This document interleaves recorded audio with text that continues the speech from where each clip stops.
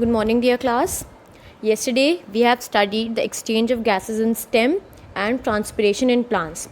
Transpiration, I told you, that is the loss of water in form of water vapor from internal tissues or aerial parts of the plant.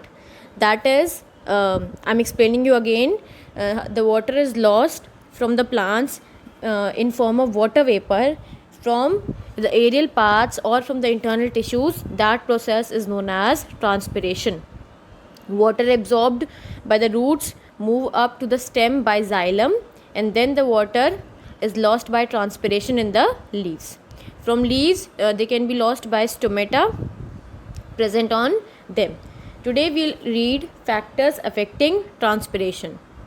Like what factors on water loss from the leaves of the plant depends upon. The following factors affect transpiration. First is light. As light regulates the opening and closing of stomata, it has an important role in transpiration. In the night and in darkness, the rate of transpiration is very slow since the stomata are closed.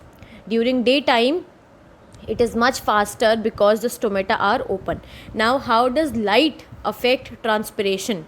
Light stomata depends on the opening and closing of stomata depends upon the light. When light will fall on the leaf, then the stomata will open and the transpiration will take place.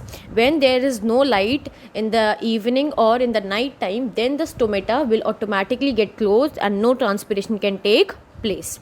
Next factor is temperature.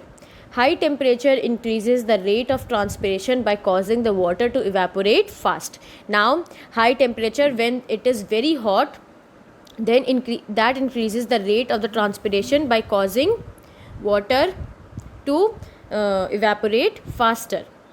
Wind, the rate of transpiration is greatly affected by the velocity of wind because the rapid movement of wind increases transpiration. Now, as in more temperature, transpiration increases faster. Same with wind, the rate of transpiration is greatly affected by velocity of wind because the great will be the velocity, the more will be the velocity of wind, the more faster the transpiration will take place. Humidity, you very well know, when there is presence of some water vapor in the air, then that situation is known as humidity. When the humidity in air is more, transpiration is very slow, and when there is less humidity in air, transpiration is very fast. So the humidity in air, where it will be more, then transpiration is very slow, and when there will be less humidity in air, the transpiration will be very fast.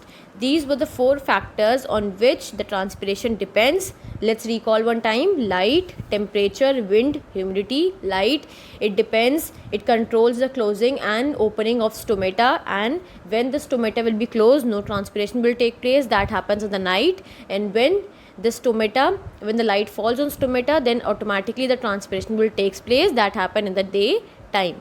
Next is temperature. The more there will be temperature, the more the water will evaporate faster and the rate of transpiration will take place faster.